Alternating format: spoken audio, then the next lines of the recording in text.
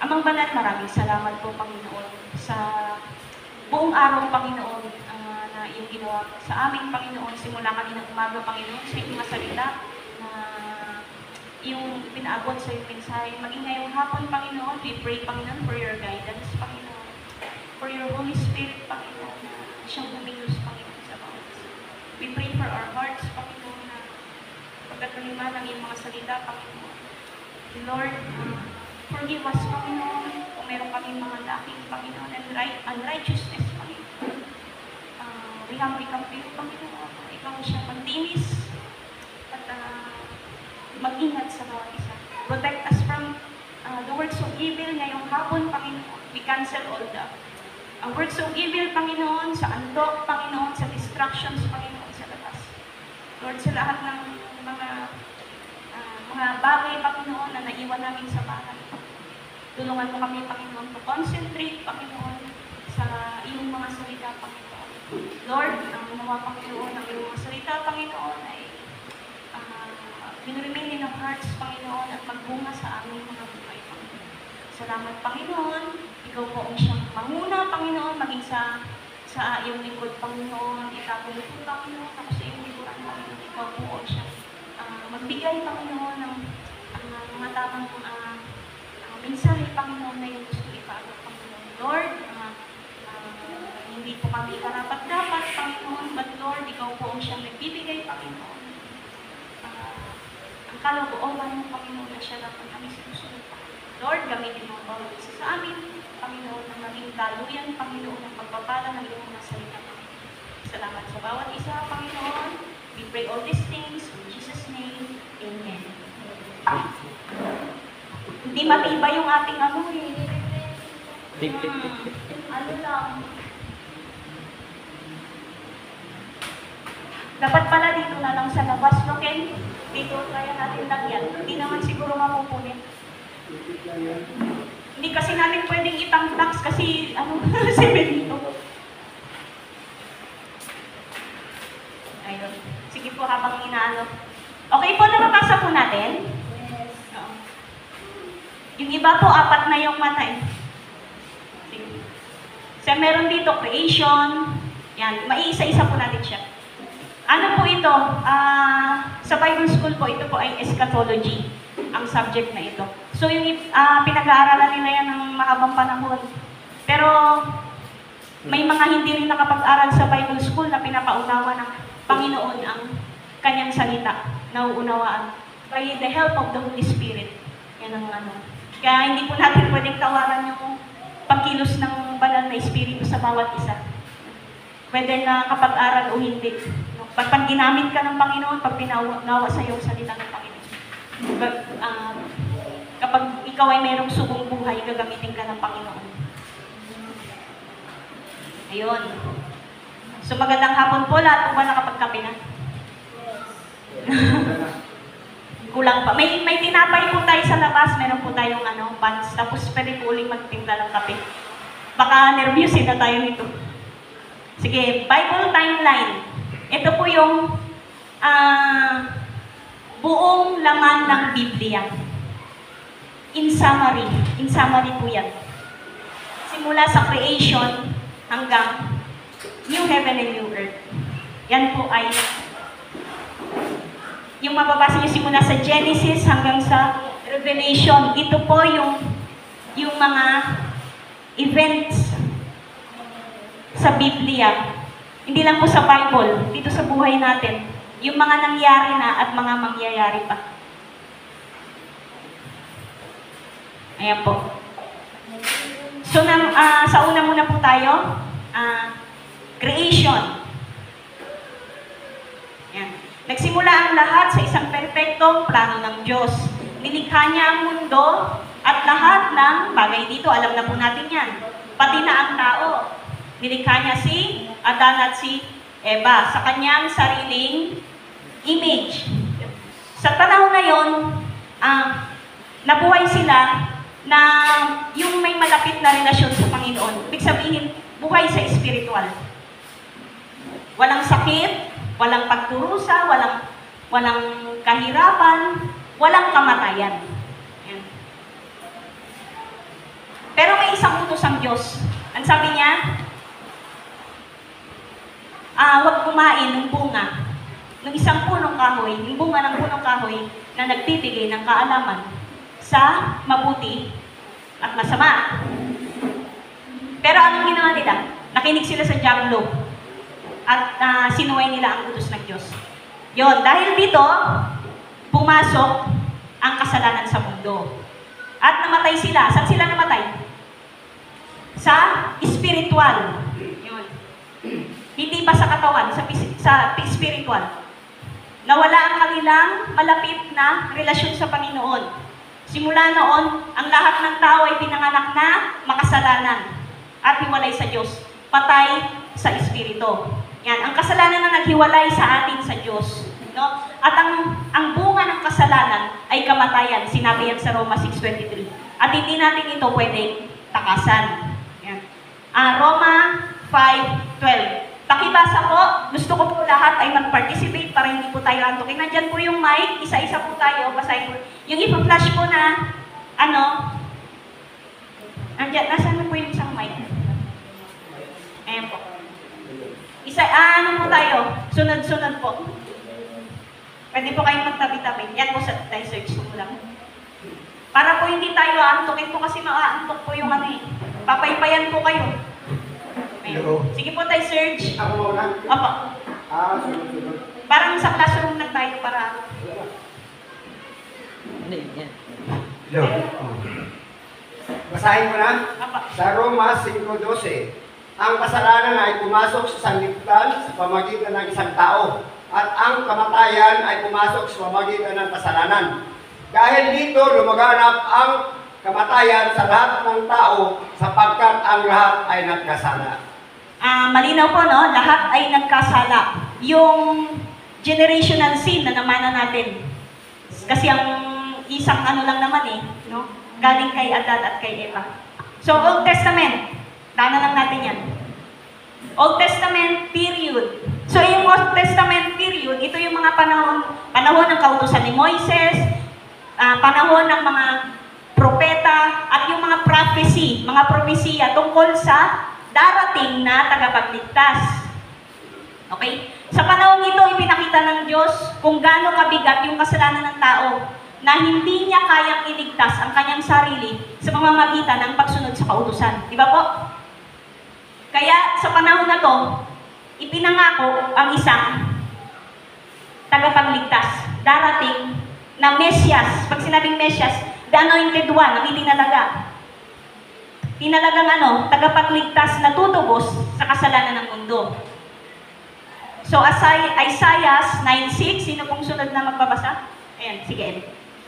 Sapagkat isinilang ang isang sanggol na lalaki para sa atin. Ibinigay sa kanya ang pamamahala at siya ay tatawaging kahangang tagapayo. Makapangyarihang Diyos, walang hanggang Ama, prinsipe ng kapayapaan. Okay. Makita natin na isinilang ang isang sanggol na siyang magiging tagapagligtas. Pumasok na ang death, burial. This represent Jesus, no? At ang kanyang kamatayan, pagkalibing, at muling pagkabuhay. Sa panahon nito, sa takdang panahon dumating si Jesus, ang ipinangakong tagapagligtas. So dito, ipinangako siya, may mga prophecy na may darating na tagapagligtas. So yung mga mananampalataya sa panahon na ito, umaasa sila sa isang Mesyas na darating. So ito, dumating na. Yan. Siya ay walang kasalanan, si Jesus. Pero, siya ay namatay sa krus para sa ating mga kasalanan. Natutulog lang po yan. Siya ay namatay at muling nabuhay sa ikatlong araw. Ito ang sentro ng kaligtasan. Okay? Nasa pamamagitan ni Jesus, merong ng kapatawaran, katubusan, at buhay na walang hanggan. Ayan yan.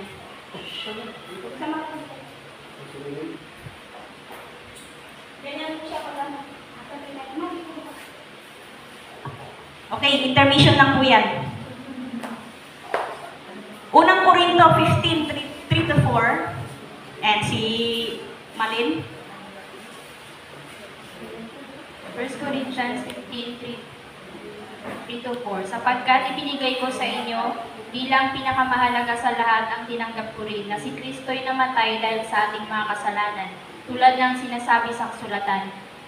Inilibing siya at muling nabuhay sa ikatlong araw, tulad din ng sinasabi sa kasulatan. Si natupad yung kasulatan. Natupad. Dumating ang isang tagapagligtas. Sabi dyan. Church age or New Testament period. Ito yung panahon natin ngayon. Nagsimula yan nung muling yung pagkabuhay ni Jesus at nang siya ay umakyat sa langit.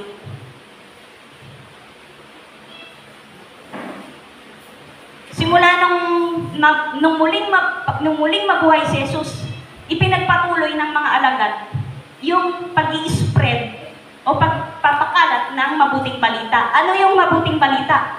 Ito, yung gospel, yung ebanghelyo, yung kamatayan ni Kristo at kanyang pagkalibing at muling pagkabuhay. Yan. Ito na rin yung simula ng mga church, ng mga simbahan. Kaya tayo may simbahan. Kasi kung hindi nabuhay si Kristo, walang kwenta tong simbahan. Hindi tayo matatawag na church. Tayo mismo ang church eh. Ito bahay sambahan. Importante ito dito sa physical na mundo. Pero tayo yung church. Yung ating spiritual. Okay? So yan. Ito yung panahon na ikinakalat na. Ito na tayo. Kasi, bago dumating yung rapture. Kaya nga ang trabaho natin, we have to spread the gospel. Kasi anong sabi sa movie na pinanood natin? Kawawa. May mga taong hindi nakarinig, hindi nagkaroon ng pagkakataon na marinig si Kristo. Yung katotohanan ng pagliligtas niya. Kawawa sila, mapapahamak sila. Kapag hindi natin ginawa yung trabaho natin bilang Kristiyano. Yun. So sa panahon ito, hindi mo kailangang sumunod sa mga batas, sa mga kautusan kasi pinigay na ni Jesus yung libreng kaloob. Pinigay niya na yung biyaya. Pag sinabing biyaya, free. It's a regalo, it's a gift. Pero lagi natin sinasabi, ang regalo kapag hindi mo tinanggap, kahit libre pa yan, hindi siya mapapasayo. Okay? So, kailangan tanggapin. Yun. So, yan yung panahon natin ngayon. Marami ng kaguluhan, marami ng Bakit? Kaya nga nagmamadali rin tayo kasi yung kalaban natin, ang diablo, nagmamadali din. Magdami yung mapupunta sa impyerno. Kawawa sila. Tayo kailangan natin gawin yung trabaho natin bilang mga anak ng Diyos na ikalat din yung kaligtasan. Yun ang trabaho natin talaga. So, yun. Ang panahon na to ay panahon ng biyaya. Sa pamamagitan ng pananampalataya kay Kristo, nangyari na to. Nangyari na. Merong kaligtasan sa pamamagitan niya. Sa kahit sinong tatanggap. Bukas siya sa lahat. John 3:16, sino pong sunod? Ayan si Sir Rod. Sapagkat kayo nalabang ang pag-ibig ng Diyos sa sangkatauhan. Kaya binigay niya kanyang kaisa-isang anak upang ang sino mang sumampalataya sa kanya ay hindi mapahamak, kundi magkaroon ng buhay na walang hanggan. Amen. That is the heart of the Bible. Yan ang puso ng Biblia. Kailangan alam natin lahat yan bilang Kristiyano. Yan ang sentro eh. Yan ang kaligtasan. Ang sino mang sumampalataya, sino man bukas siya sa lahat, ay may. Ibig sabihin dito pa lang, present tense.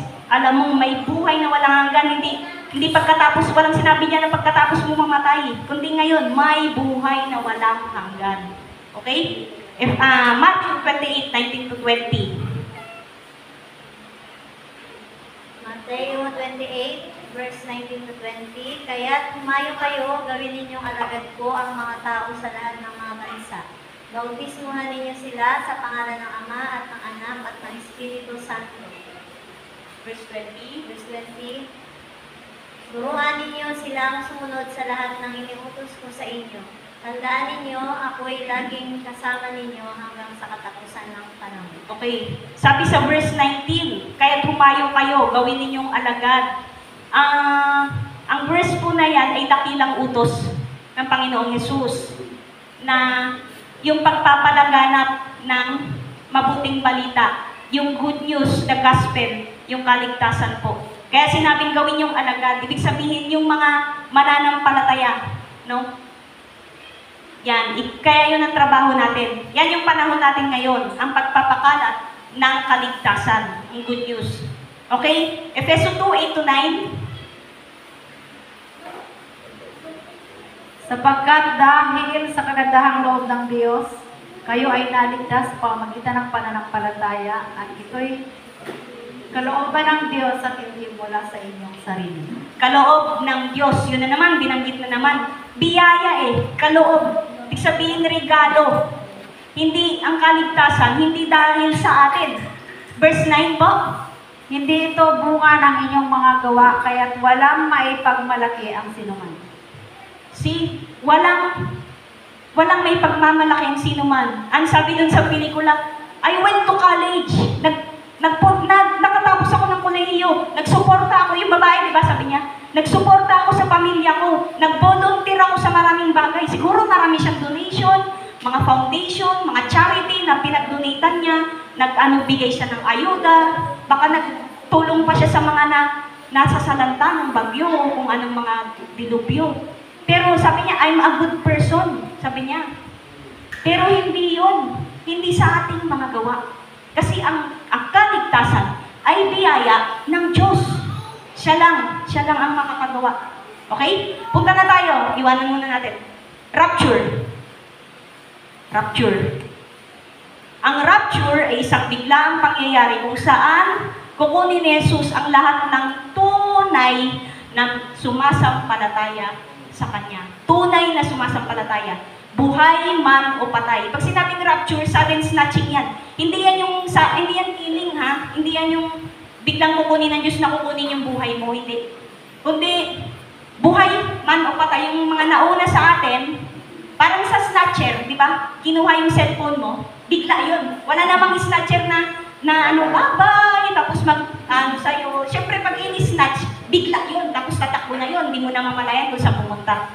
Ito, ang mangyayari nito, isang kisap mata. Ang sabi sa Bible. Sa isang kisap mata. Simula nung nanood tayo kanina, o ngayon nung nagsimula tayo dito, nakailang kurap na po kayo. Marami na, hindi nyo mabilang. Sa araw-araw nakakailang kurap tayo, di ba? Sa maghapon, bago matulog, simula umaga. Ganon lang siya kabilis, within the twinkling of an eye. Ganon lang kabilis.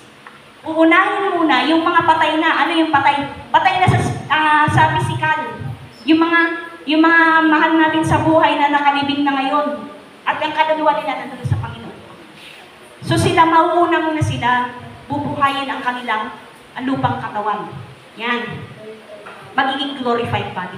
Sumunod yung mga, pagdating ng rapture, yung mga buhay pa. Halimbawa, dumating na si Lord mamaya. No? Buhay pa tayong lahat. Siyempre, yung mga mahal natin sa buhay, na wala na, nandun na ibibing na at ang kaluluwa nila ay nasa Panginoon na bubuhayin muna sila mauna yung kanilang katawan. No? Tapos, tayo naman yung mga buhay pa. Halimbawa, dumating na mamaya, buhay pa, hindi na tayo nakaranas ng kamatayan, physical. Glorified body agad tayo. Yung sinasabing glorified body. At tayo, ang mangyayari dito, si Jesus, ang Panginoong Jesus hindi bababa sa lupa during rapture. Ang sabi niya, titipunin niya sa alapaap. Ano yung alapaap? In the air. In the air. At sasalubungin niya tayo doon sa kaiakyat sa langit. Hindi siya tatapak sa lupa. Kagaya ng ginawa niya dito. Isinilang siya sa mundo, namuhay siya bilang tao. Hindi ganyan. Dito mabilis. At ang nakakaalam nito ay ang mga mananampalataya lang. Kasi hindi naman siya tumapak sa mundo kukunin niya yung mga ano tayo, ang dadalhin niya sa alababa, sasalubungin niya doon. Walang makakaalam sa mundo yung mga unbeliever. Pag sinabing unbeliever, yung mga walang Diyos, yung mga hindi sumasampalataya kay Kristo, maiiwan sila dito. Bakit? Kasi papasok na ang 7 years tribulation, ang kapighatian sa mundo. Tayo, titipunin ng Panginoon, dadalhin sa heaven. Sorry po sa heaven, hindi ko po ma-drawing. Kasi po tatlo yung heaven eh. Yung third heaven, yun ang so meron di ba ulap, tapos mga bituin, yung mga galaxy na yan, bago pa yung sinasabing kaharian ng Panginoon. Hindi ko na po siya basta heaven na lang po, naintindihan niyo na po yan. Okay? Naintindihan po yung sa rapture? Malinaw po? Yan po para sa mananampalataya ha? Sa tunay na mananampalataya. Yung mga nagsuko ng buhay kay Jesus, mga nagrepent at nanampalataya, at namuhay para kay Kristo habang nandito sila sa lupa. Yan yung mga kasama dyan. Okay, First Thessalonians, unang Thessalonica 4:16 to 17. Sa araw na iyon ay maririnig ang tinig ng arkanghel at ang tunog ng trompeta ng Diyos. At ang Panginoon mismo ay bababa mula sa langit na sumisigaw. At ang mga namatay na sumasampalataya kay Kristo ay bubuhayin muna. Pagkatapos, tayo namang mga buhay pa at natitira ay titipunin sa alapaang kasama ng mga binuhay upang salubungin ang Panginoon sa ipagpawid. Sa gayon, makakapiling natin siya magpakailanman. See? We will meet Jesus in the air, no? At dadalhin niya tayo doon sa malinaw po? Ito po yung rapture, ito yung inaasahan natin na darating. Ito po.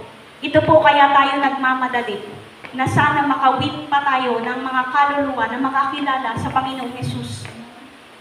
Kasi hindi biro yung impyerno. Hindi po siya biro, for eternity yun. Kawawa po talaga ang mapupunta doon. So itong rapture, ito po, kaya tayo nagmamadali kasi lahat ng signs sa Bible na parating na ang Panginoon, nandiyan na po. At yan po, yung mga signs na yan, mga digmaan, lahat ng yan, wala nang kasalanan na hindi nagawa ng tao, lahat yan nandiyan.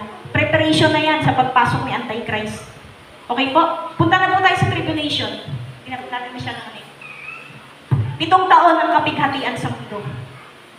Pagkatapos ng rapture, magsisimula ang tinatawag na tribulation period. Ito yung 7 taong panahon ng matinding kaguluhan, kahirapan, at kaparusahan sa mundo. So grabe yung magulo talaga dito, walang pag-ibig. Sa panahong ito, hindi na narito ang mga tunay na mananampalataya. Kasi na-rapture na, di ba? Wala na dyan. Ang mga believer, wala na dyan. Kaya ang mundong ito ay magiging lugar na walang kapayapaan, may matinding takot, may matinding panlilindang. Yan. Sa panahon ito, lilitaw yung Antichrist. Sino si Antichrist? Maraming mga iba-ibang paniniwala dyan. Siya ay leader. Siya ay leader ng mga bansa. Siya ay leader ng bansa, makapangyarihang leader, na magiging makapangyarihan sa buong mundo. Hahawakan niya ang buong mundo. Papasok siya sa pandaigdigang eksena, no? Yung pangbuong mundo. Hahawakan niya lahat. Economy, militar, communication, mga science na yan, technology, ano pa? Music, film arts industry, ano pa? Ang hindi ko nabanggit. Lahat ng klase papasukan niya. Sa simula, para siyang prinsipe ng kapayapaan. Kala mo, siya ang dala niya kapayapaan.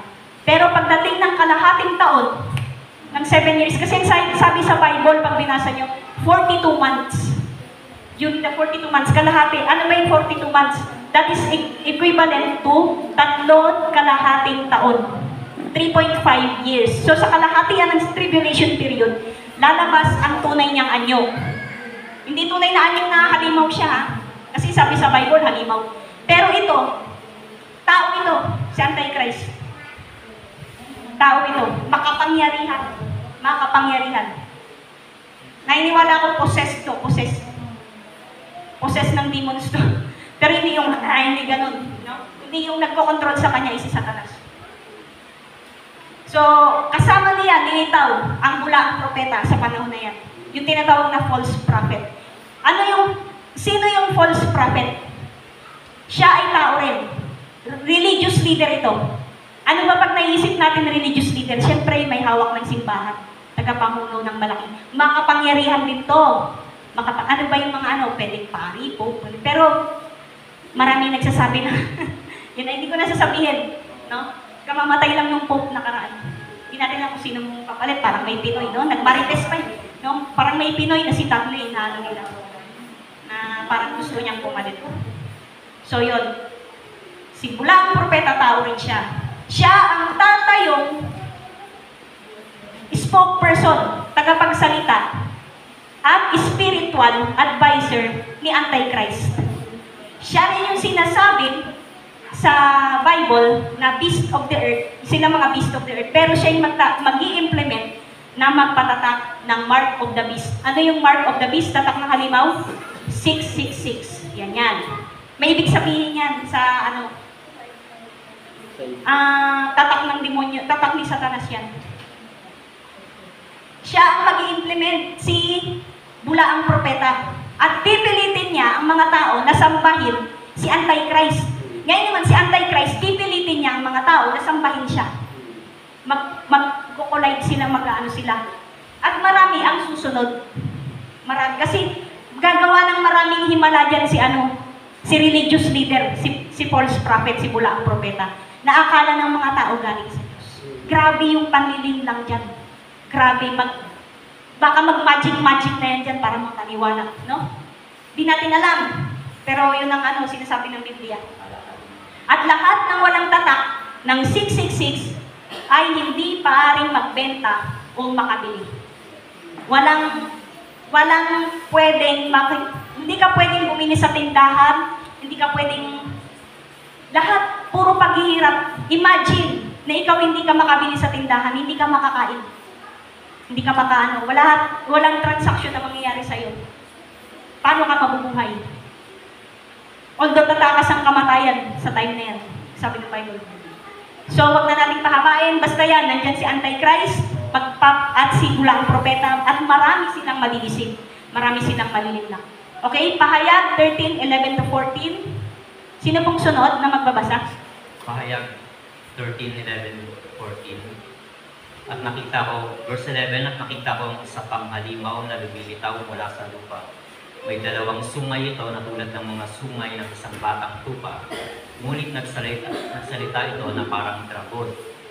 Verse 12, ginamit niya lahat ng kapangyarihan ng unang halimaw upang ipatupad ang kagustuhan ito. Ang lahat ng tao sa lupa ay pinilit niyang sumamba sa unang halimaw na nagkaroon ng sugat na nakamamatay ngunit gumaling na.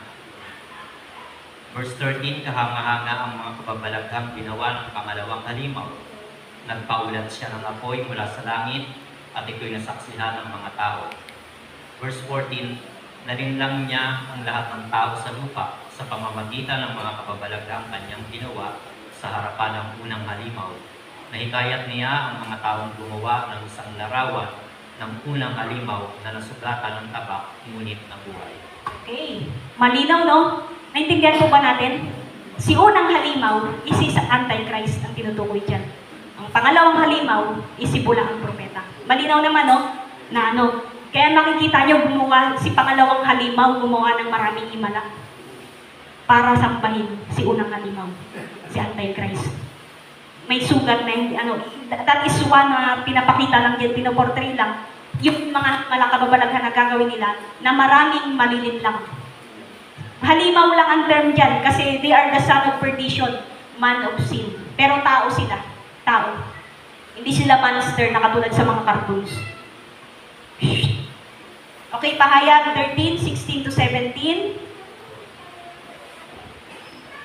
Sa pilitang pinatatakan ng ikalawang halimaw ang lahat ng tao sa kanilang kanang kamay o sa noo. Maging sila'y dakila o hamak, mayaman o mahirap, alipin o malaya.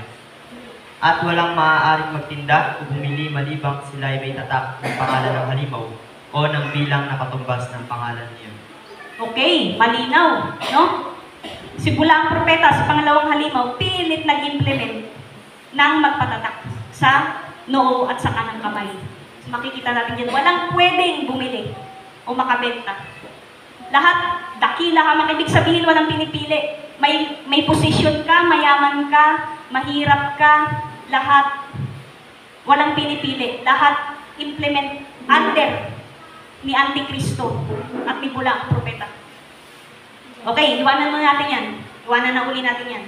Kasi overview lang to. Sana tayo? Okay, Bema Seat. Narinig niyo na po ba ito? Bema Seat. Ito yung tinatawag sa Greek word, yan ibig sabihin ay judgment seat of Christ. Yan. Nung ma-rapture, halimbawa, nag-rapture na, syempre, nandun na tayo. Mga mananampalataya, nandun na, sinalubong ng Panginoon sa alapaap at tayo dinala sa langit. Ngayon, nung tayo dinala doon, matik papasok ang kapighatian, ang 7 years tribulation dito sa lupa. Yan. Tayo lang naman kasi humahad lang eh. Kapag nag-rapture na, magsisimula na agad yung kaparusahan dito. Pagkatapos ng pagka-rapture na tayo, dadalhin tayo sa langit. Ito sa langit ito. Ito yung Bema Seat. Alam niyo po paano nangyayari dito? Dito tayo magsusulit sa Panginoon. Habang nangyayari ang tribulation period dito sa lupa, tayo ay nagsusulit sa harap ng Panginoon. Lahat ng ginawa natin, lahat, maaalala natin yan. Pero ang pagsusulit na ito ay hindi paghatol sa kasalanan. Kasi tayo, pinawalang sala na tayo ng Panginoon. No? Nang time na to, glorified body ka na. Katawang panlangit ka na. Hindi ka na tao na normal. Ang ginagawa diyang paghatol ng Panginoon, hindi sa mga kasalanan o hindi para mapunta ka pa sa impyerno, kundi para gantimpalaan yung iyong mga ginawa. Idadaan sa apoy. Sabi ng idadaan, hindi yan literal. Hindi natin alam kung anong inanda ng Panginoon para sa atin. Pero ang ibig sabihin doon, ipupurify ng Panginoon ng lahat ng ginawa natin dito sa lupa. Yung mga ginawa nating mabubuti, yung mga paglilingkod natin sa Panginoon. Ano po yung lagi nating sinasabi? Hindi, it doesn't matter ano yung ginawa mo. Ano yung ginawa mong paglilingkod. Nag-share ka, ganito, ganyan, naglingkod ka sa kahit maliit lang ang effort na yan, nakikita yan ng Panginoon. Ang tinitingnan niya po yung ating puso.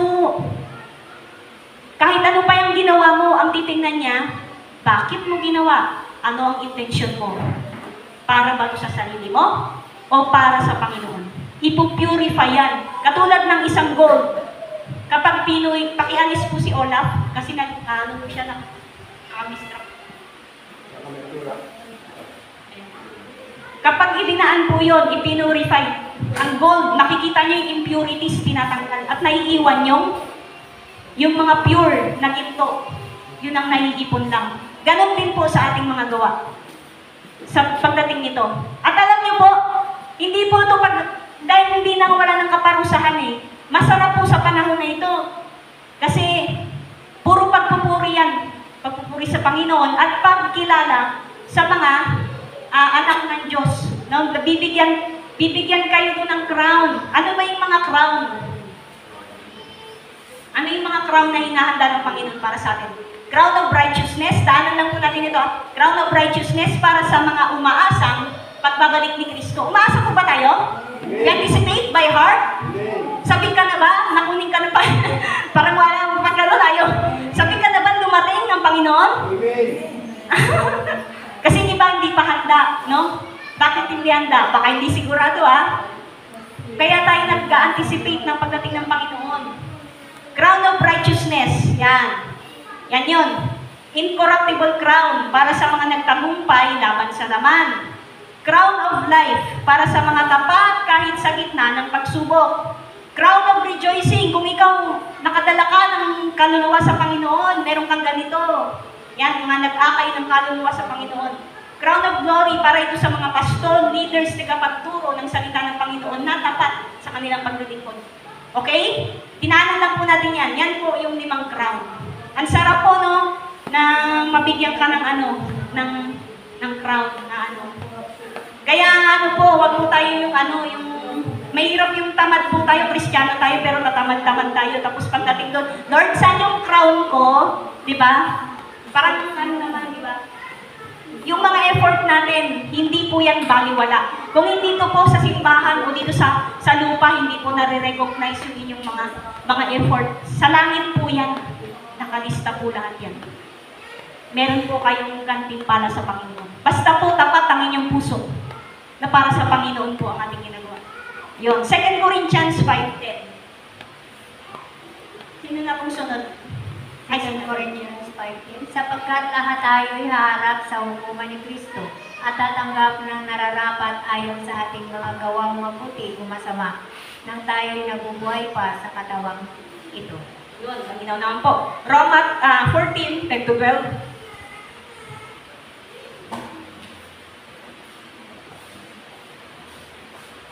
Para po gising tayong lahat.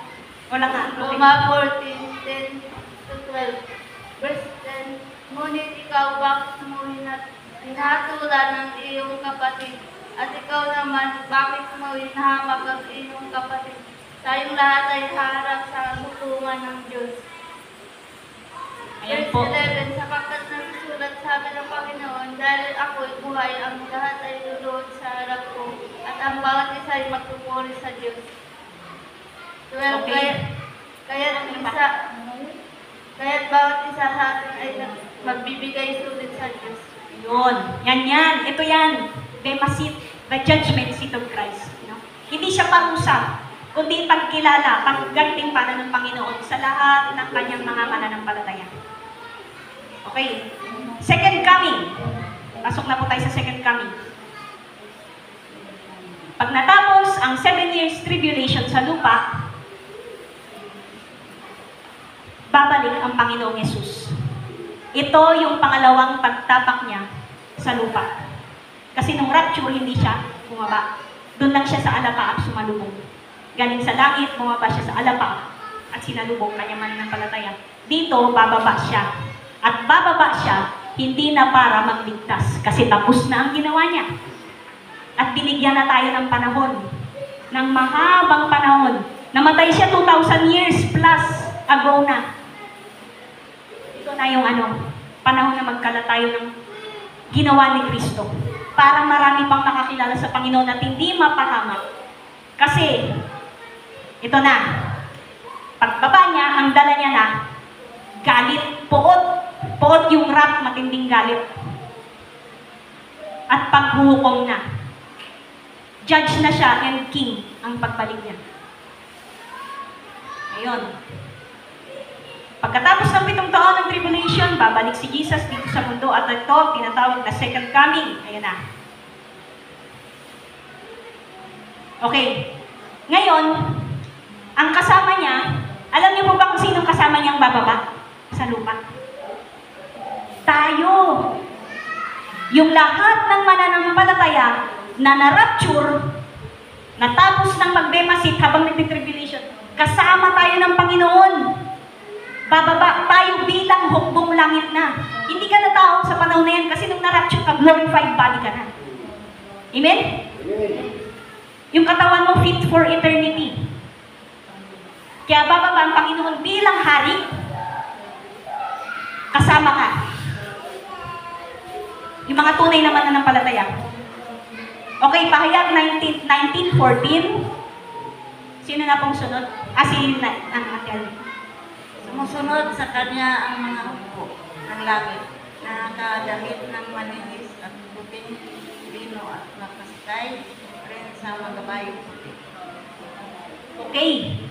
Nakasakay sa kabayong puti. At nakasuot, sabi diyan, nakasuot ng puting lino. Simbolo po yan. Yan ay simbolo ng ikaw ay nilinis na ng Panginoon. Ikaw ay binigyang katwiran na. Wala na ang presensya ng kasalanan sa iyo. Wala nang kamatayan. You are glorified body. Nabahaginan ka na ng kalwalhatian ng Panginoong Jesus. Yan. Kaya kasama ka na hukbong langit. Yan, nandiyan na tayo. Pababa. Okay, sa pagdating ni Jesus, nakalagay dito, may maliit po. Pagdating niya, magkakaroon ng Battle of Armageddon. Bakit?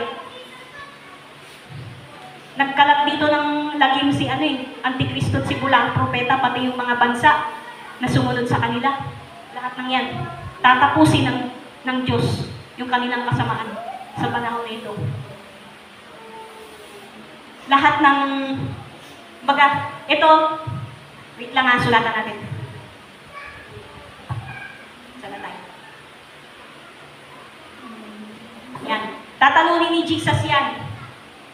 Magkakaroon ng labanan. Siya mismo ang lalaban yan. Tapos, si Antichrist at si Bulang propeta itatapon sa lake of fire. Alam niyo ba yung lake of fire? Ito hindi pa natin natatalakay mamaya to. Iba pa to. Yung pinanood nating impyerno dito, ito yon. Sa Hades, sa Sheol. Yung lake of fire, wala pa siyang laman. That is for the final judgment. Sulat lang natin kasi ang Gihina, ang lake of fire, tinatawag po itong Gihina. Gihina, ang tawag sa kanya. Lawa ng apoy, dagat-dagatang apoy, nandyan po yung maraming tinukoy dyan ng mga uod na di namamatay. Yan, yung mga sulfur na hindi namamatay na mas matindi po. Yan po yung final judgment. Isusulat ko lang po wala po sa Bible na nakalagay, na naka-indicate kung saan po talaga siya is naka-specific kung saan talaga yung Gihina, o lake of fire. Isa siyang spiritual na lugar para sa mga walang relasyon kay Kristo. Kaya hindi siya matukoy kung nasaan talaga siya. Hindi katulad nito. Ito mundo. Nasa loob siya ng mundo. Ang Hades, ang Sheol. Ang lumayo mo sa mga bagbraka. Pero ang Gihina, ang lake of fire, isusulat ko na lang dito kunwari. Kasi hindi alagay lang natin para Gihina. Tama kayo sa spelling ko. Yan, lake of fire. Yan, ilagay lang natin yan. Para alam nyo. So, nandyan, ilagay lang natin. Itatapon dyan, sa Battle of Armageddon, pagkatapos nilang matalo, si Antikristo at si Bulang propeta, itatapon sila sa lake of fire. Sila ang unang laman ng totoong impyerno. Yan. Impyerno din to, Hades Sheol. Pero ito'y temporary lang.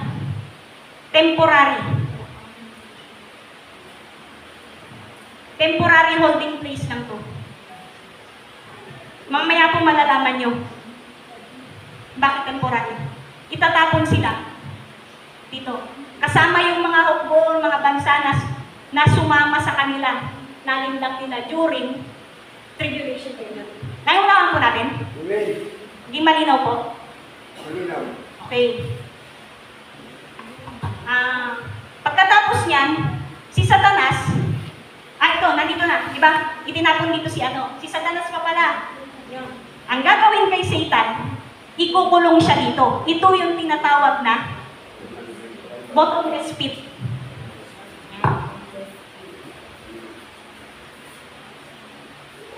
Ito rin yung tinatawag na chasm o bangin, abyss. Yan ang mga tawag dyan. Yung iba, Tartarus ang tawag dyan. Okay, ayan siya. Pahayag 19:20, pakibasa po. Nabihag ang halimaw, gayon din ang buwan ng propeta na gumawa ng mga kabalangan sa harap ng halimaw upang dayain ang mga taong may tanda ng halimaw at sumamba sa larawan nito.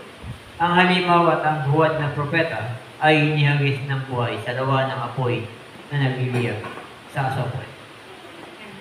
Malinaw po, no? Lawa ng apoy. That is the lake of fire. Gihina. Okay? At si Satanas po, meron yung kasunod niyang verse, mayroon basahin natin. Ikukulong dito. For 1,000 years. 1,000 years. Bakit? Kasi papasok ang paghahari ni Kristo. Kasi kaya nga siya bumaba para maghari sa mundo for 1,000 years. Ang 1,000 years na to is, alam niyo po sa Bible, metaphor po ang mga salita. Symbolic po. Pag sinabing 1,000, hindi po natin masabi kung 1,000 kasi po, ang maaaring ang 1,000 taon sa atin ay isang araw sa Panginoon. Ganon. Kaya ang sabi nila, ay, nakatagal na sinasabi babalik si Kristo, pero hanggang ngayon, hindi pa bumabalik. Di ba, may mga ganon? Kasi hindi natin alam yung plano ng Diyos, yung isip ng Diyos. Tao lang tayo eh. Wala tayong karapatang magtanong. Basta tayo nananampalataya, darating siya. Na? Ganyan. So, 1,000 years, ikukulong si Satan dito. At si Antichrist at si ano nandun na. So, 5. Naintindihan po? Ngayon, millennial kingdom na tayo. Pagkatapos ng second coming ni Jesus, magkakaroon ng 1,000 taon ng kapayapaan at katuwiran sa mundo. Ang tawag dito ay millennial kingdom. Ano yan? Millennial reign. Sa panahong ito, si Jesus mismo ang magiging hari sa buong mundo. Uupo siya ang trono niya sa Jerusalem. No, ang Jerusalem ay nasa Israel. Isipin mo to, walang korupsyon. No, sa panahon na yan, walang korupsyon, walang war, walang tagutom, lahat puro kapayapaan, pagmamahal. Yan yung time na yan. Kasi, bakit? Kasi walang impluensya ni Satan eh. Nakakulong siya eh. Tahimik ang buong mundo. Okay? Pahayag 20:1-3. Sino na po? Magbabasa. Si Tay Sir Jubil. Balik sa akin. Bumalik na. Hayag 20:1-3. Una, pagkatapos ito'y nakita ko ang isang anghel na bumaba mula sa langit. Hawak ang isang malaking kadina at ang susi ng napakalalim na hukay. Number 2, sinunggaban niya ang dragon, ang matandang ahas na walang iba kundi ang Diablo o Satanas. At ginapos ito sa loob ng 1,000 taon. Ayan, 1,000 taon. Ito'y inhagis ng anghel sa napakalalim na hukay. Saka isnara at tirtakan ang pinto nito upang hindi siya makapandaya sa mga bansa hanggang hindi natatapos ang 1,000 taon. Pagkatapos ito'y palalayain siya sa loob ng maikling panahon. Okay. Nakita po natin, ikukulong siya dito. So wala siyang malilid lang sa loob ng millennial kingdom, sa panahon ng millennial kingdom. Ngayon, sino ang narito? Sino ang present sa millennial kingdom? Number 1, una, siyempre, si Jesus bilang hari. Siya ang magiging hari ng buong mundo. Kaya buo yan lahat, kapuro kapayapaan at pagmamahal. Yan. Pangalawa, sino po? May idea po kayo? Pwedeng may sumagot. Para gising po tayo. Yung?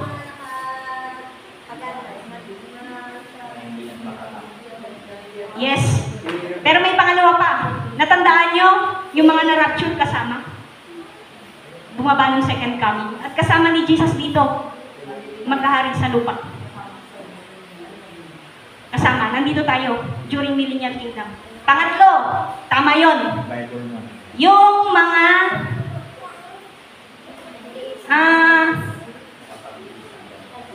hindi, naririnig nyo po yung mga churches na ginagamit maling interpretation sa verse. Kung di ako magkakamali, na sa Mateo 24, verse 13. Try mo, verse 13 ata siya. Hindi ko pero parang verse 13. Tingnan mo na lang sa isa kasi wala yun sa lista. Ayan, verse 13 nga. Yung sinasabing magtiis dito, hindi po yan sa panahon natin ngayon. Meron pong gumamit yan sa ibang church. Andito dati. Sabi niya ang magtiis, nagka-COVID lang. Ang magtiis hanggang wakas daw siyang maliligtas. Hindi po yan. Yan po isa panahon nito ng kapighatian. Wala na ang mga mananampalataya niyan. Yung mga nagtiis na tao na hindi nagpatatak ng tatak ng halimaw, which is the 666, yan po. Yung mga may mananampalataya pa rin yan. Meron pa rin mananampalataya sa Panginoon. Pero marami ang madidisin. So sila, yung mga nakaligtas dyan, yung mga hindi nagpatatak, nanampalataya sa Panginoon, makakasama sila sa millennial kingdom. Ano yung pinagkaiba natin sa kanila? Tandaan niyo po, tayo ay glorified body na. We are ano na to? Eternity being na tayo. Eternal being na tayo. No? Sila, tao sila. Tao sila. Tao pa rin sila. Kasi nung time na yun, tatakas ang kamatayan eh. Kaya nga maghihirap sila maghihirap, pero hinahanap nila yung kamatayan, hindi mamatay-matay. Ganyan. Papasok ang millennial kingdom, yung mga nakatiis. Ganyan. Balik na natin sa dati. Yan. Yung mga nakatiis, papasok sila, makakasama sila sa millennial kingdom. Okay? Pero sila ay tao pa rin. Malinaw po? Sana tayo. Yung panahon na yan, yung mga tao na yan, kasi nga hindi natin alam kung 1,000 years lang talaga yan. Kung ano. Yan ay, nakita niyo yung palabas kanina, 20,000 years, nandun pa rin sila sa Hades, 50,000 years, kasi we don't know kung talagang 1,000 years na, ang Panginoon lang nakakaalam. Yan lang sinabi sa Biblia. Pero hindi natin abot kasi yung isip ng Panginoon. Kung gano'n talaga para sa atin, yung kumbaga itapat sa year natin, kung gano'n katagal yung 1,000 years. So sa panahon na yan, yung mga tao na nanggaling dito sa tribulation period, magkakaroon pa yan ng generation. Magkakaroon pa ng tao yan. Ng ano, dadami pa. Bansa-bansa yan, dadami pa yan. Oo. Pero tayo, ano na tayo? Ano na tayo? Oo. Siyempre, hindi na tayo, subject doon sa pagiging tao. Yan. Sa panahon na yan, dyan matutupad yung pangako sa Israel, sa kanyang mga anak. Magkakaroon ng hustisya, kaayusan. At kahit na may mga taong isisilang pa sa panahon na yan, no, lahat may pagkakataon na makarinig, no, ng tungkol kay Jesus. Makilala si Jesus. Lahat. Kasi siyang dyan, hari sa time na yan. Okay. Ang sabi sa verse kanina sa pahayag, no, na 21-3 na i-release ng maikling panahon si Satan. Ito po yan. Sa pagtatapos ng millennial kingdom, si Satan ay i-release galing sa bottomless pit. Papakawalan siya. At magkakaroon ng final rebellion. Pero maikling panahon lang yan. Kasi ano yung kagad yan ng Panginoon? Papakawalan siya. Yung mga tao na nandito, nagkaroon na ng mga generation. Marami pa ang malilim lang dyan. Marami pa. Magkakaroon sila ng mga hukbo-hukbo. Pag pinakawalan si Satan, gagamitin niya yung pagkasinungalingan, panlilin lang ulit para marami ang magrebelde sa Diyos. Kasi, may mga time pa rin na sa panahon na yan, mga tao, may hindi pa rin fully na talagang surrender sa Panginoon. Although lahat, merong pagkakataon na makilala na siya. So, yung mga tao ito, matidisip yan. Yan, sasama sila kay Satanas para mag-aklas, magrebelde sa Panginoon. Sila yung mga tinatawag sa Bible na symbolic na Gog at Magog. Narabasan niyo ba yan sa Revelation? Gog at Magog. Ang ibig sabihin po niyan sa Hebrew word, ang Gog ay isang leader. Leader ng bansa. At ang Magog ay isang bansa na kanyang pinamumunuan. Kaya Gog at Magog, isang leader at ang kanyang bansang pinamumunuan. Pero hindi lang po ito yung bansa. Isang bansa, marami po ito. Na magtitipon sila, magkasindami sila ng buhangin. Marami sila. Kasi nga dadami pa yung generation eh. At sila ay magre-rebelde sa Panginoon. Okay, sana tayo. Symbolic word po ang Gog at Magog. Ibig sabihin mga rebelde. Mga rebelde sa Panginoon. Laban kay Jesus. Although yung po yan ay sa lahi ni nakalimutan ko sa Lumang Tipan. Yung Gog, Magog, si Gog, anak yan ni Pero doon, dito, pagdating sa Revelation, symbolic word na siya, as rebelde sa Panginoong Jesus. Okay? Sa pagka-release kay Satan, maraming sasama sa kanya, pero tatapusin agad niya ng Panginoon. Itatapon si Satan, kasama yung mga sumama sa kanya, nagrebelde sa Gehenna, sa lake of fire. Itatapon na sila. At hindi na siya makakawala doon, magpakailanman. baka si Melchanko na naman. Hindi, magpakailanman ha. Hindi si Melchanko, kundi forever. Nandiyan na sila. Kasama niya na si Antichrist, si lahat ng mga, ito, sa Great White Throne Judgment, okay, Great White Throne Judgment. Ay, hindi, basahin na pala natin, may verse pa pala. Verse pa pala, tingnan. Pahayag 20:7-9. Si JM. Pahayag 27:7-9. Pagkatapos ng 1,000 taon, ay papalayain si Satanas mula sa kanyang pagkabilang. Lalabas siya at dadayain ang mga bansa mula sa 4 na sulok ng daigdig. Ang Gog at Magog, titipunin niya ang mga ito upang isama sa makikipagdigma at tukbong ito ay sindami ng buhangin sa tabing dagat. Verse 9. Bumalat sila sa buong mundo, buong daigdig, at pinaligiran ang kampo ng mga hirap ng Diyos at ang pinakamamahal na lugar. Ngunit umulan ng apoy at mula sa langit at tinupok ang mga kampo ni Satanas. Gising po kayo. Si JM pag nagbasa parang si yung sa radyo. Ginigising lang tayo ni JM. Sino yun? Si yung announcer, si Kuya Cesar ba yun? Magandang. Siguro mga isang chapter babasahin yan, bago matapos yung isang chapter, tulog na tayo na. Yan, kaya mag-practice magbasa. Intermission lang daw sabi ni JM para magising tayo. Si Kuya Cesar. Munti ka makatulog doon. Okay, balik po tayo. Great White Throne Judgment. Hello.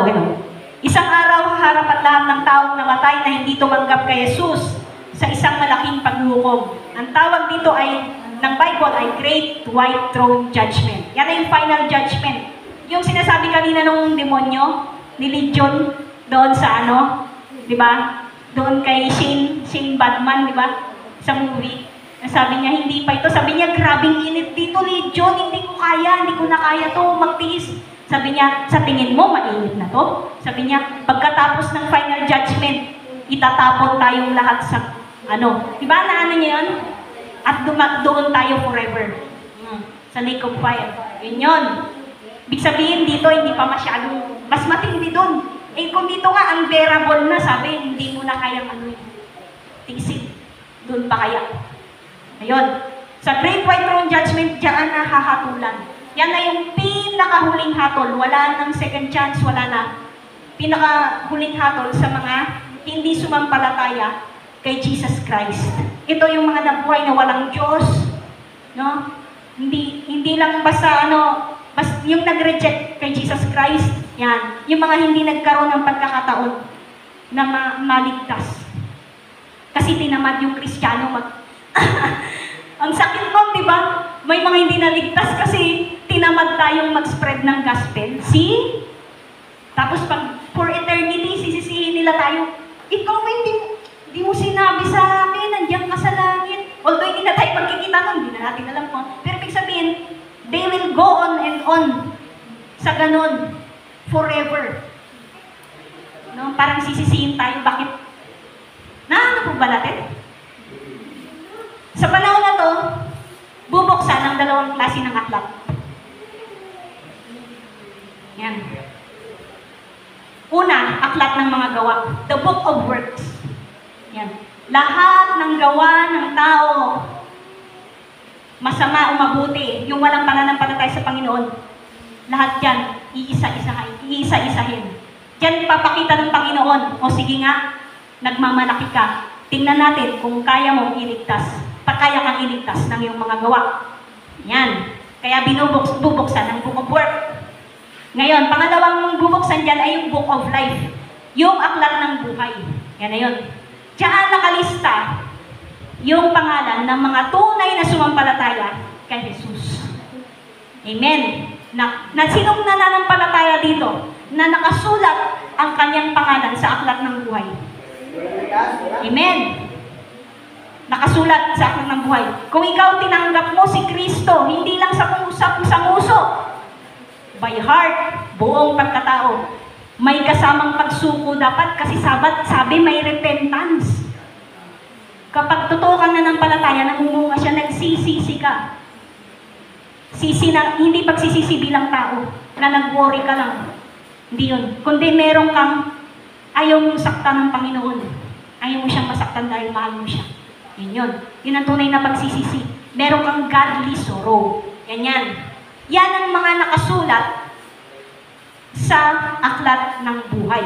At sino man sa panahon na yan, sinong tao ang hindi matatagpuan na nakasulat ang pangalan sa aklat ng buhay, ay itatapon sa lake of fire, sa Gehenna. Magpakailanman. Grabe, ano? Grabe. Yan na yung pinaka-final judgment. Okay, Pahayag 20:12. Nakita kong nakatayo sa harap ng trono ang mga namatay, maging dakila at hamak, at binuksan ang mga aklat. Binuksan ang isa pang aklat, ang aklat ng buhay. Hinatulan ng mga patay ayon sa kanilang ginawa, batay sa nakasulat sa mga aklat. See? Pahayag 20:15. Pahayag 20:15. Ang sinumang hindi nakasulat ang pangalan sa aklat ng buhay ay itatapon sa lawa ng apoy. See, malinaw. Napakalinaw. Grabe. Akala natin sa mundong to, enjoy lang, no? Pero hindi. May kapalit ang lahat. There is a choice. At meron ding consequence. Binigyan tayo ng kalayaan ng Panginoon pumili. Dalawa lang naman pagpipilian natin. Ang diablo o sa Kanya. No, binigyan tayo ng kalayaan. Pero, kung hindi mo pipiliin ang Panginoon, kawawa ka. Kawawa. Okay. New heaven and new earth. Ano tayo dito? Ito kaya to may ganto. May symbol to ng ganto. It stands for eternity. Wala siyang katapusan. Kasi it will go on forever and ever and ever. Wala na siyang katapusan. Kaya may araw na pag ganun. Hindi katulad nito, may simula siya. Okay, new heaven and new earth. Pagkatapos ng lahat ng mangyayari sa Great White Throne Judgment at pagkatapos na itapon ang kasamaan at kamatayan sa Lake of Fire, ang Diyos ay gagawa ng bagong langit at bagong lupa. Dito wala nang kasalanan, paghihirap o kamatayan. Lahat ng bagay ay magiging bago at perpekto ayon sa plano ng Diyos para sa Kanyang nilikha. Pahayag 20:21 verse 1. Pahayag 21 verse 1, pagkatapos nito nakita ko ang isang bagong langit at isang bagong lupa. Wala na ang dating langit at lupa, wala na rin ang dagat. Ayun, wala nang dagat nakalagay dyan. So hindi natin ma-imagine kung anong itsura ng new heaven and new earth kasi puno yan ng kaluwalhatian. Hindi natin yan kayang ibigkasin. Hindi natin kayang, kasi dyan na tayo forever, maninirahan kasama ang Panginoon. Ang bagong langit at bagong lupa ay magsisilbing tahanan ng mga mananampalataya. Kung saan ang Diyos ay tatahan kasama nila at sila ay makakaranas ng walang hanggang kaligayahan at kapayapaan, walang sakit, luha o kamatayan sa bagong kaharian ng Diyos. Okay? Pahayag 21:3-4. Pahayag 21:2. At nakita ko ang banal na lungsod, ang bagong Jerusalem na bumababa mula sa langit, buhat sa Diyos gaya ng isang babae. Parang may nalampasan tayo din. Pakibalik mo. Wala? 21:3-4. Meron? Mapakibuksan mo na lang sa ano. Baka hindi nakalagay dyan. Meron pang isa.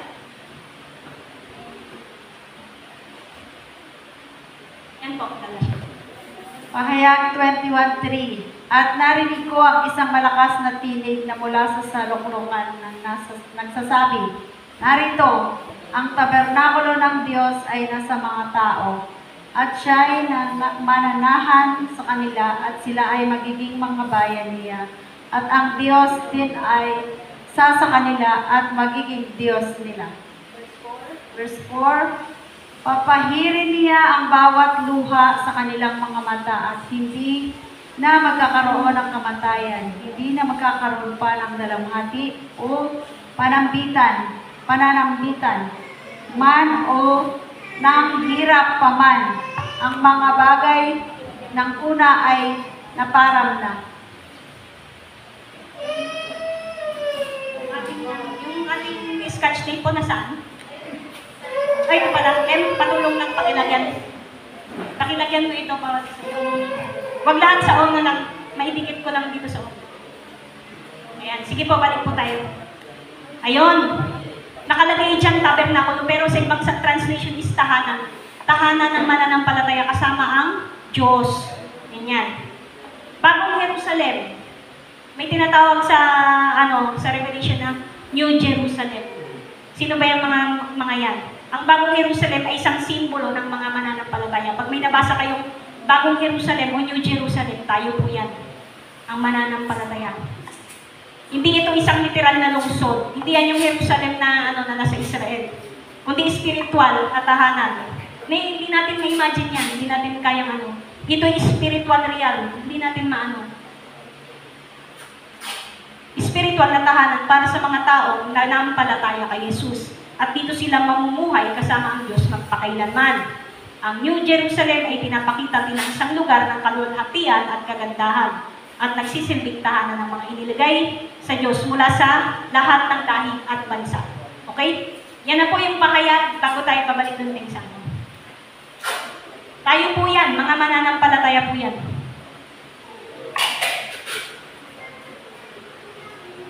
Wala na ang kasamaan dyan kasi lahat sila nandun na sa lawa ng apoy, sa impyerno. Mas marami po ang binanggit na impyerno dito. Ito po yan. Kesa dito. Ito makikita nyo doon sa Lucas 16. Sila sa lusatang mayaman. Kaya nakita niya pag tingala. Sabi niya, yan, mamaya, anoy natin. Dadaan po natin. Malapit na po tayo May naiintindihan po tayo? Amen. Marami po tayong natutunan. Amen. Kasi hindi po ito natatalakay sa preaching, hindi po na So malinawan po natin kung ano po yung mga mangyayari sa atin at sa mga hindi mananampalataya. Amen. Thank you. Pahayag 21, 9-10. Nabasa na ba natin yung 21? Mga 2, wala pa. Si Lola na po. Lola nila. Kayo na po. Daanan natin yung mga verse para makita nyo po na talagang nandyan yan sa Bible. Pahayag 21 po. At nakita ko ang banal na lungsod, ang bagong Jerusalem, na bumababa mula sa langit, buhat sa Diyos, gaya ng isang babaeng ikakasal. Siya ay nakabihis at nakahanda sa pagsalubong sa kanyang papapangasawa. Kita nyo dyan, bababang. Hindi na kasi nabanggit sa Bible nung ginawa ng Panginoon nung ginawa ng Panginoon ng New Heaven and New Earth. Wala nang sinabi kung nasaan yung mga mananampalataya. Pero we believe na inilagay ng Panginoon sa isang temporary place sa langit. Kaya bumaba ulit. Kasi di ba nandito na tayo ng millennial kingdom? Ibig sabihin pagbabawa umakit ulit. Kasi gagawin niya yung bagong New Heaven and New Earth. So hindi na kasi abot ng isip natin yan. Wala na rin binanggit. But we believe na sa langit tayo. Tapos, pag ginawa na yan, pababa muli. Ganyan. Kasama na tayo. New Jerusalem. Mga mananampalataya. Hukbong langit. Tayo yan. Pahayag 21, 9-10. Yan na po, Pahayag 21. Pahayag 21, 9-10. Verse 9, ang isa sa 7 anghel na may dalang 7 mangkok na puno ng 7 huling salot ay lumapit sa akin. Sabi niya, halika at ipapakita ko sa iyo ang babaeng mapapangasawa ng kordero. Verse 10, napasailalim ako sa kapangyarihan ng Espiritu at ako'y dinala ng anghel sa ibabaw ng isang napakataas na bundok. Ipinakita niya sa akin ang Jerusalem, ang banal na lungsod, na bumababa mula sa langit buhat sa Diyos. Okay. Yung sinabi dyan, walang ibang dyan, ang kordero dyan si Jesus Christ. at yung mapapangasawa na tayo yun. Tayo yun. That is a term na ginamit sa Biblia para term para sa mga mananampalataya. We are the bride of Christ. Narinig nyo na yan? Tayo ang bride of Christ. Yung mga nanampalataya sa Panginoon, kanyang mga anak. Okay? Okay, punta na tayo sa Naintindihan po? Malinaw po simula sa Amen. Ito hindi pa natin natatala kayo. Dadaanan natin yan. Sige.